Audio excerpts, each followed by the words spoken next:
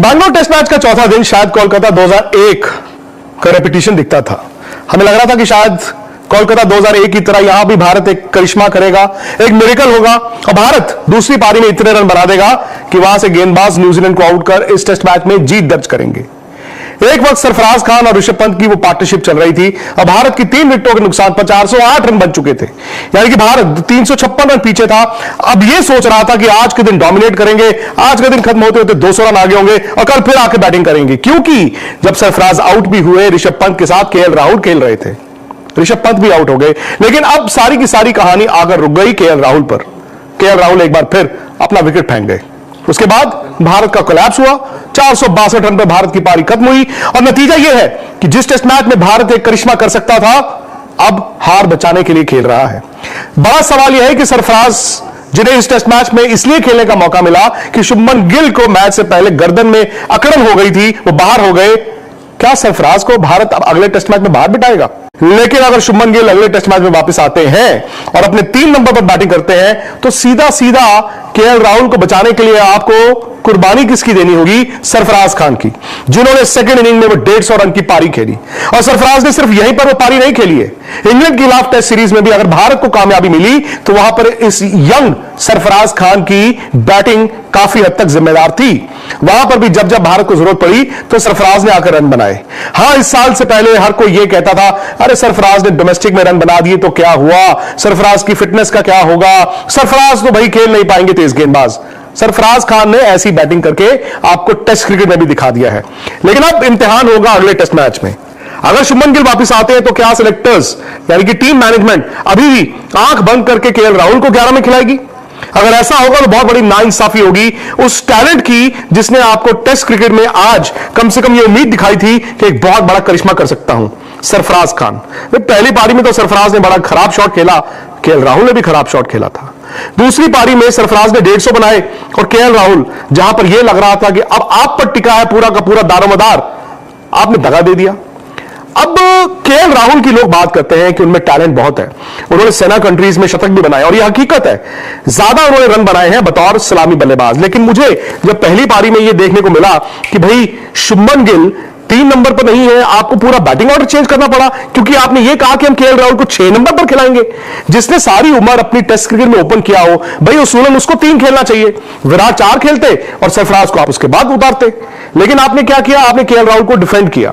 अब केएल राहुल को आप अपनी कन्वीनियंस के हिसाब से और उनकी फॉर्म के हिसाब से ओपन भी कराते हैं या नंबर 3 भी बैटिंग करवा सकते हैं। लेकिन अब जब आपको लग रहा है कि ऊपर तो ओपनर स्टैब्लिश हो गए हैं, नंबर 3 शुभमन गिल स्टैब्लिश हो गए हैं, तो एक काम करते हैं, केएल राहुल की टीम में जगह बनाने के लिए उनको नंबर 6 दे देते हैं और फिर सारा बैटिंग ऑर्डर चेंज करते हैं, बस 6 नंबर चेंज नहीं करते। वो ठीक है, लेकिन यार 53 टेस्ट मैच खेलने के बाद क्या आप टैलेंट पे चलेंगे? क्या आप सिर्फ इस बात पे चलेंगे कि इन्होंने सेना कंट्रीज में शतक बनाए हैं, या फिर आप ये देखेंगे इतने टेस्ट मैच खेलने के बाद अगर स्पेशलिस्ट बैट्समैन की एवरेज 34 से कम है तो यार कहीं ना कहीं केएल राहुल ने उस प्रतिभा के साथ, टैलेंट के साथ न्याय नहीं किया, जस्टिफाई नहीं किया है। चलिए वो भी छोड़ दीजिए, उनकी गेम ऐसी है कि अगर आपको यह लगता है कि हां ऑस्ट्रेलिया में 6 नंबर पर वो बैटिंग कर सकते हैं, बीच में जाके शॉर्ट पिच बॉल अच्छा खेलते हैं, सही है। लेकिन बस सरफराज का क्या कसूर है? क्या सरफराज के साथ आप दगा करते रहेंगे? क्या आप सरफराज को नहीं खिलाएंगे? और मुझे लगता है कि हम और आप अगर टीम 11 की चुनते हैं तो 100% अगले टेस्ट मैच में सरफराज खेलने चाहिए। शुभमन गिल वापस आते हैं, वो 3 नंबर अपनी जगह लेंगे ही लेंगे, विराट 4 खेलेंगे और फिर सरफराज को आप 6 नंबर खिलाएंगे क्योंकि ऋषभ पंत नंबर 5 खेलते हैं। लेकिन आप भी जानते हैं और मैं भी जानता हूं कि ये टीम मैनेजमेंट शायद अभी भी केएल राहुल के साथ जाएगी। कोई हर्ज नहीं है, आप केएल राहुल के साथ जाइए, आप केएल राहुल को एक और मौका दीजिए। लेकिन कहीं ना कहीं आप टीम के साथ वो जस्टिफिकेशन नहीं कर रहे हैं, क्योंकि सरफराज का आप 11 से बाहर होना बनता नहीं है। क्या आप सरफराज को इसलिए खिलाते हैं कि आपने रिजेक्शन करनी है, और क्या आप केएल राहुल को इसलिए खिलाते हैं कि आपने सिलेक्शन करनी है? यह बहुत बड़ा इम्तिहान है। केएल राहुल अगर रन बनाते तो मुझे यह लगता था कि शायद केएल राहुल भी टीम में अपनी जगह को पक्का करते, क्योंकि भाई वो बड़े प्लेयर हैं। ठीक है, सरफराज को पीछे से आपने खिलाया, बट उन्होंने 150 रन बनाए हैं। तो मुझे लगता है कि केएल राहुल की जब हम पारियों की बात करते हैं कि उन्होंने सेंचुरियन में 200 बनाए, पर उन 200 के दरमियान जो पारियां आई थी रन नहीं थे। फिर उन्होंने इस साल इंग्लैंड के खिलाफ भी वो 86 रन की पारी खेली, उसके बाद वो टेस्ट सीरीज नहीं खेल पाए। फिर वो बांग्लादेश वाले सीरीज की भी बात करें, एक पारी उन्होंने वो खेली 66 रन की, अच्छा खेल रहे थे और तेज रन चाहिए थे, उन्होंने बनाए भी। लेकिन अगर आप पूरी की पूरी टीम इसलिए यहां पे 2 टेस्ट मैचों में खेलेंगे जहां पर हो सकता है आप सीरीज बचाने के लिए खेल रहे हो, तो आपको वो प्लेयर चाहिए जो वहां पर जाकर न्यूजीलैंड के स्पिनर्स की कुटाई कर सके, पिटाई कर सके। वो तेज गेंदबाजों को भी अच्छा खेला है। तो मुझे लगता है कि सरफराज के साथ अगर जस्टिस नहीं होगा तो वो गलत होगा। भले इसमें केएल राहुल का कोई कसूर नहीं है आप कहेंगे, लेकिन यार एक प्लेयर ने अगर 150 रन बनाए हैं तो आपको उसको खिलाना होगा। क्रिकेट टीम ने पहली इनिंग में 46 रन पर जो है वो आउट होने के बाद दूसरी इनिंग में जो है वो बैट्समैन की तरफ से अच्छी बैटिंग देखने को मिली, अच्छा फाइट करते हुए दिखे। खासकर सरफराज अहमद ने जो है वो 150 प्लस रन बनाए और जो है वो ऋषभ पंत की 99 रन की इनिंग थी। विराट कोहली ने जो है वो अच्छी बैटिंग की। तो उनकी अच्छी बैटिंग की बदौलत जो है वो ये उम्मीद जाग गई थी इंडिया की कि शायद इस टेस्ट मैच में जो है वो इंडिया जो है वो वापसी कर लेगा और इंडिया इस टेस्ट मैच को जो है वो न्यूजीलैंड को हरा देगा। लेकिन बदकिस्मती से सरफराज अहमद ऋषभ पंत के आउट होने की देर थी कि उसके बाद इंडिया का कोई भी बैट्समैन जो है वो टिक कर बैटिंग नहीं कर पाया और जो है वो एक के बाद एक जो है वो आउट होकर पैविलियन लौटते गए और टीम इंडिया पर जो है वो प्रेशर बढ़ाते रहे।